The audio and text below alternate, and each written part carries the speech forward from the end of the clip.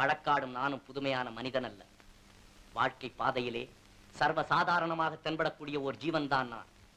கோவிலிலே குழப்பம் விளைவித்தேன், பூசாரியை தாக்கினேன், குற்றம் சாட்டப்பட்டிருக்கிறேன். இப்படியெல்லாம் நீங்கள் எதிர்பார்ப்பீர்கள் நான் இதையெல்லாம் மறுக்கப் போகிறேன் என்று.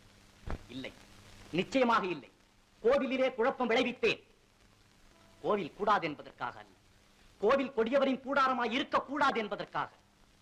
பூசாரியை தாக்கினேன், அவன் பக்தன் என்பதற்காக அல்ல, பக்தி பகல் வேஷமாய் ஆகிவிட்டதை கண்டிப்பதற்காக.